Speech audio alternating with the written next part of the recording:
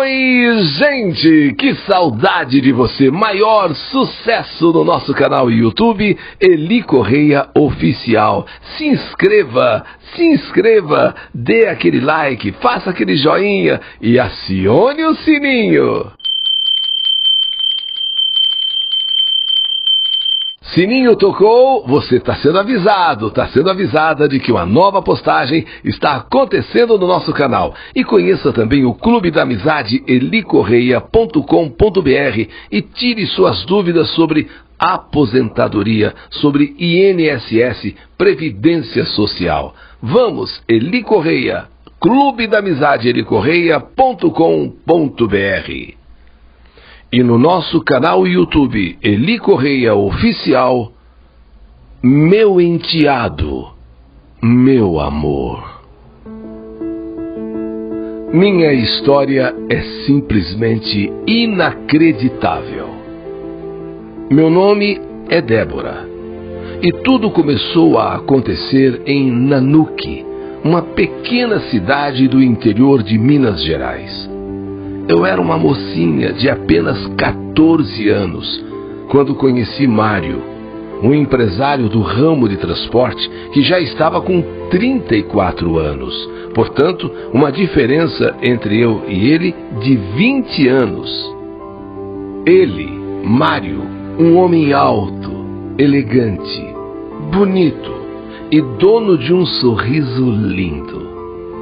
Eu estava no colegial. E em minha querida Nanuque, pequena cidade do interior de Minas, era costume se casar logo cedo, 15, 16 anos, olha, no máximo com 18 anos. E eu percebia que Mário me olhava.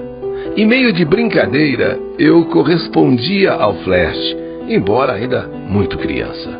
Até que um dia ele me abordou na saída da escola e me convidou para tomar um sorvete. Convite que eu aceitei na hora, no ato. Na conversa, Mário disse que foi casado, que tinha um filho quase na minha idade. Lembro-me que o sorvete escorreu até pela casquinha, atingiu os meus dedos.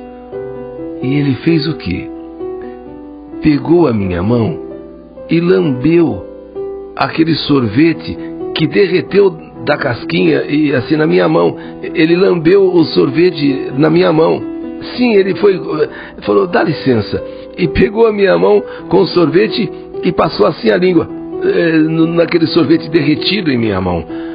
Aí, naquela hora que ele fez isso, que eu senti a língua dele lambendo a minha mão, aquele sorvete derretido da casquinha, me deu uma vontade louca de agarrá-lo. Não sei, me deu uma coisa assim, e foi o que eu fiz. Eu o agarrei.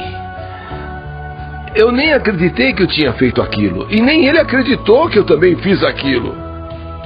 Eu só sei que depois desse sorvete, passamos a nos encontrar quase que diariamente. Depois que terminava a aula, lá estava Mário me esperando. No carro era a maior agarração. A gente fazia de tudo. Só não transávamos porque eu era ainda muito nova. Eu era ainda virgem. Até que tive coragem e resolvi abrir o jogo com a minha mãe. Com a minha mãe eu abri o jogo. Na minha mãe eu confiava, sabe? Eu confiava mesmo. Então eu esperei o momento certo, uma hora certa, chamei a minha mãe e falei tudo o que estava se passando comigo. Minha mãe ficou chocada. Onde eu estava com a cabeça com 14 anos? Ele é muito velho para você? Sim, ela disse, né, que ele era muito velho para mim. E que só queria se aproveitar, lógico, 34, 35 anos, já foi casado, tem filho quase da sua idade, ele quer se aproveitar, lógico, claro. As brigas entre eu e minha mãe passaram a ser diárias, até que eu ameacei armar um escândalo e fugir com ele. Se a senhora não aceitar, mãe, se a senhora não convencer o pai, eu vou fugir com ele, eu vou embora com ele. ela acabou aceitando. Porém, exigia que o namoro fosse em casa. No máximo, no portão, onde ela poderia ficar de olho, onde ela pudesse ficar vigiando. Mas acontece que nós dávamos umas escapulidas. Sim, e íamos lá para o escritório dele. Um mês depois, não deu outra. Perdi a virgindade. Mas isso não foi o maior problema, perder a virgindade. O maior problema foi que eu fiquei grávida. No interior, quando isso acontecia, pelo menos naqueles tempos, as mulheres tinham que casar.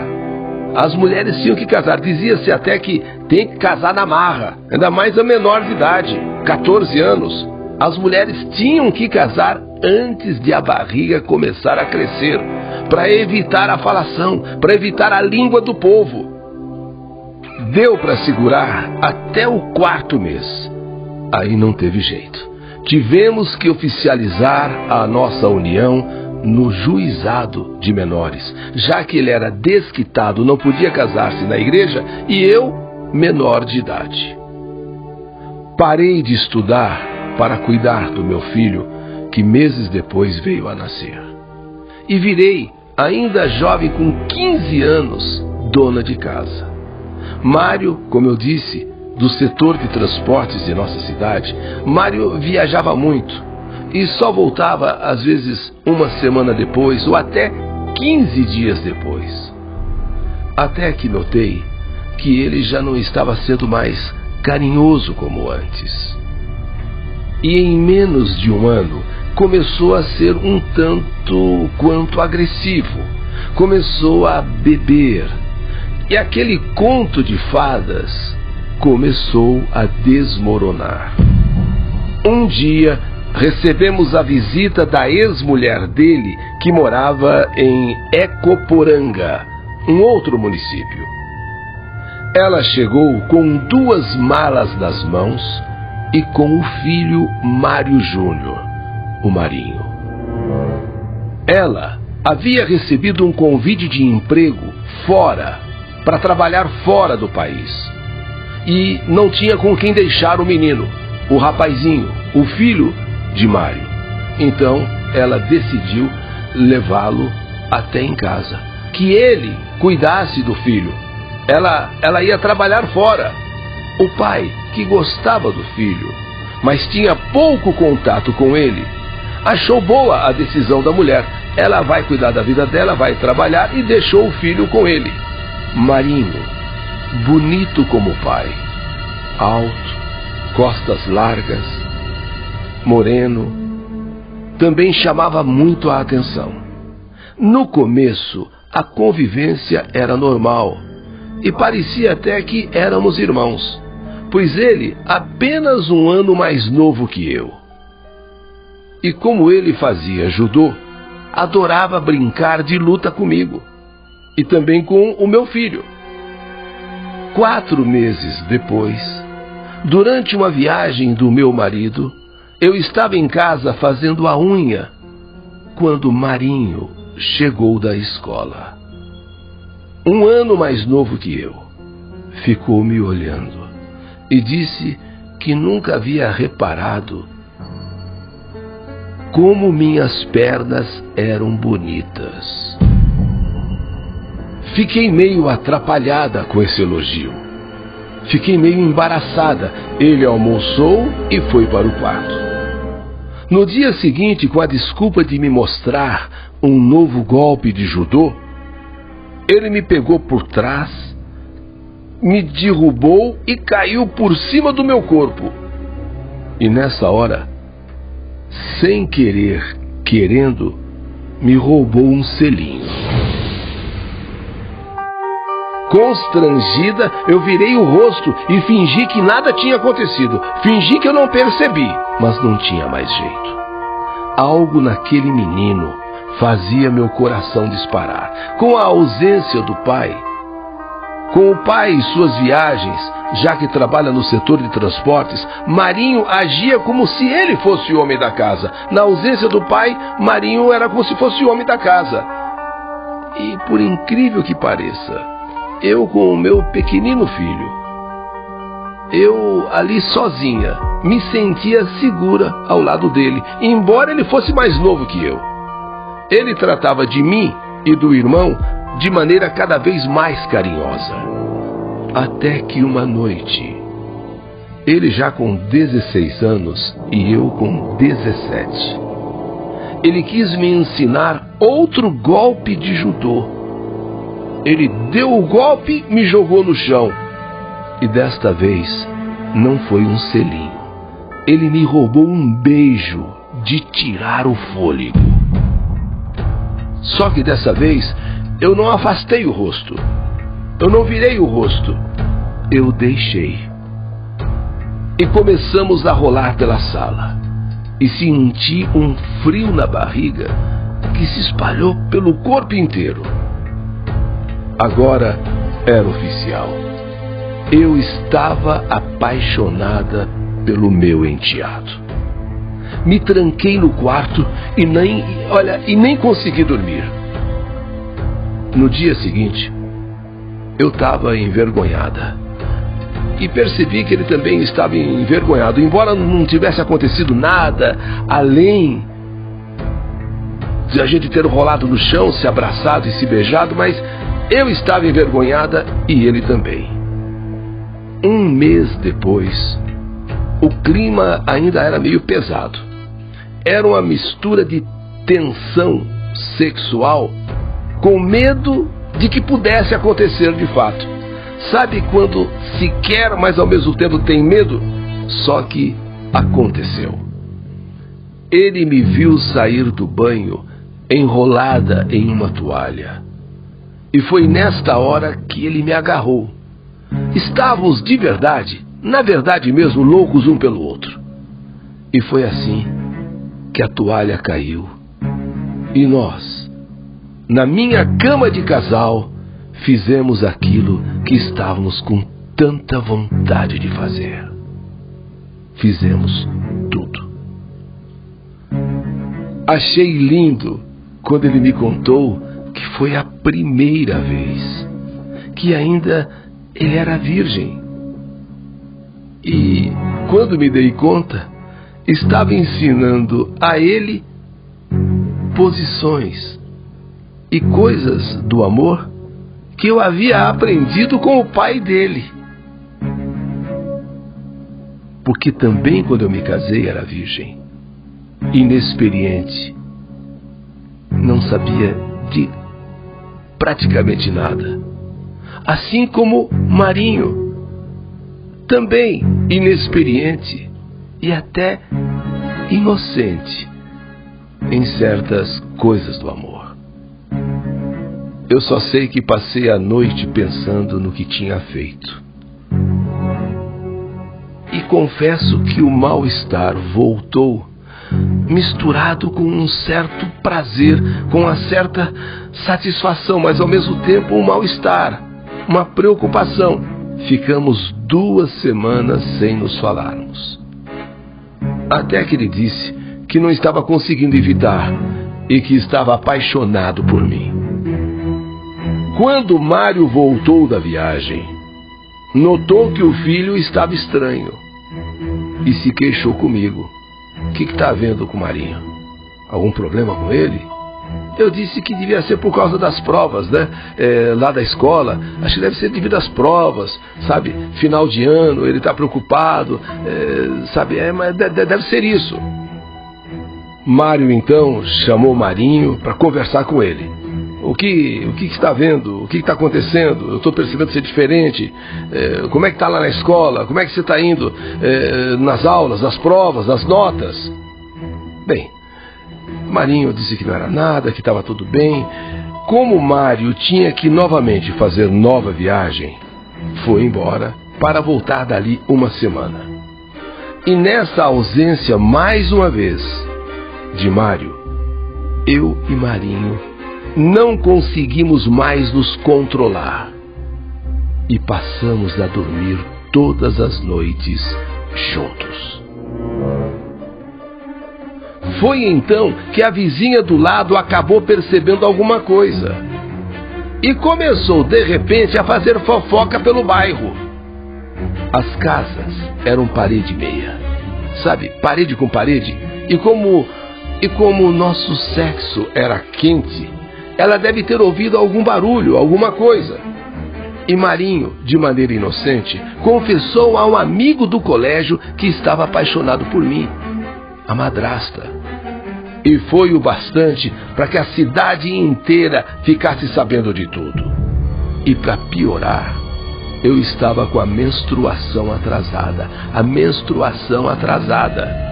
Fiz o teste de farmácia e a gravidez foi comprovada. Eu estava grávida. Eu só sei que quando Mário voltou da viagem, ele já sabia do bafafá, mas disse que não acreditava em nada. Afinal, ele me conheceu ainda menina e sabia do meu caráter, sabia da minha família e ele conhecia o filho, o Marinho. E jamais o filho seria capaz de fazer uma coisa dessas, até porque ele sabia que o menino era tímido. E para acabar com a falação e para acabar com a conversa, decidiu trazer sua mãe para passar uns dias conosco enquanto ele viajava. E Dona Dalva, minha sogra, mãe de Mário, avó de Marinho, mudou-se de mala e cuia para casa. Por sorte, ela passava as noites torrando a sua aposentadoria no bingo. Por sorte. Mas um dia ela perdeu tudo, acabou o dinheiro e ela voltou mais cedo para casa. E foi nesse dia, ou foi nesta noite, que ela nos flagrou na cama. Estávamos eu e Marinho nus, eu e ele, e em pleno amor. Estávamos transando, quando a minha sogra chegou e viu o neto e eu, a sua nora, os dois juntos ali na cama, fazendo amor, ela quase infartou. Começou a gritar, a me xingar de todos os nomes possíveis e imagináveis, enquanto eu me cobria e Marinho corria pelado até o seu quarto. Dona Dalva foi atrás do neto, bateu nele inclusive com o guarda-chuva, bateu no neto com o guarda-chuva e cuspiu na minha cara, me chamando dos piores nomes, e começou a dizer que ia esperar o filho Mário chegar para contar tudo e dizer que ele estava sendo duplamente traído pela mulher e pelo filho. Na mesma noite, eu não esperei isso acontecer. Peguei o meu filho e fui para a casa da minha mãe. Desesperada, contei a ela tudo o que tinha acontecido. Com a minha mãe não havia segredo. Como não teve segredo lá, quando eu conheci Mário, né? Aquela diferença de idade, falei para ela. Agora eu contei tudo para ela também. E ela ficou assustada. Ela ficou chocada. Mas mãe é mãe. Ela ficou do meu lado, permaneceu do meu lado. Marinho pediu para ficar uns dias na casa de um amigo da escola e saiu também da casa do pai. 5 dias depois, quando Mário chegou, me procurou, ameaçou tirar a guarda do meu filho, questionou a paternidade do bebê e deu um tapa na minha cara. Furiosa, falei que eu e Marinho nos amávamos e eu queria me separar. Nessa hora, eu levei um soco, um murro no meu olho esquerdo, que ficou roxo, ficou inchado, as minhas vistas quase que fecharam. Quer dizer, o olho esquerdo completamente fechado e o direito também. No dia seguinte, eu fui dar queixa na delegacia da mulher e consegui que ele fosse afastado de mim judicialmente. São aquelas medidas protetivas. Fiquei então morando com a minha mãe. Marinho ficou morando com a sua madrinha, a dona Lúcia. Ele me ligava todos os dias. Quando então eu fiz uma revelação. Eu estava grávida. Mas não tinha certeza se era dele ou do pai. Eu não tinha certeza.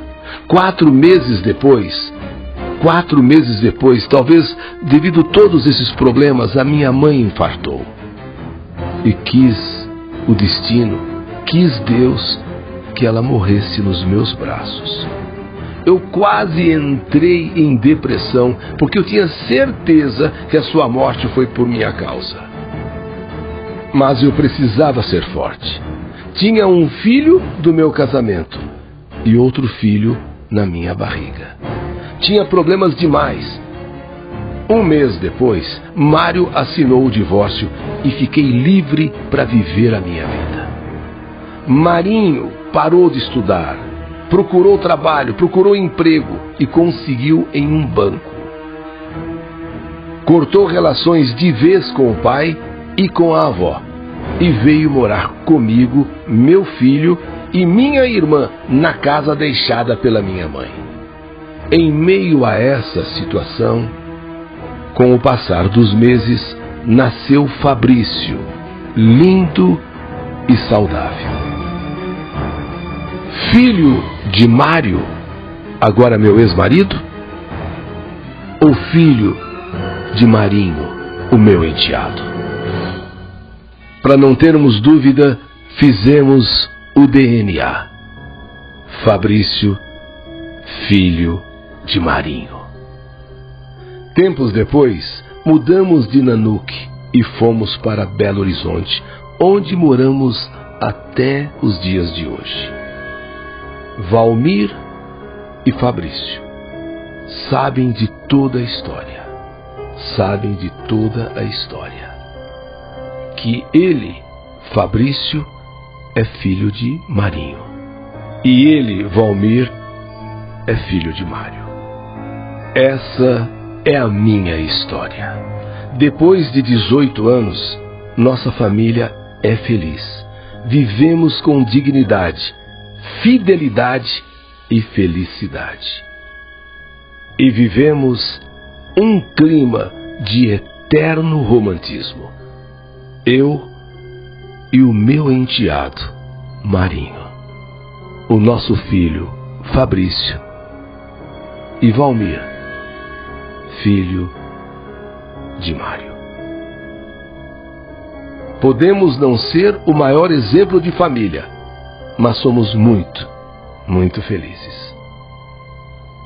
Eu, Débora, e o meu enteado, hoje meu marido, Marinho, Fabrício e Valmir. Mais uma história que a vida escreveu. Que saudade de você!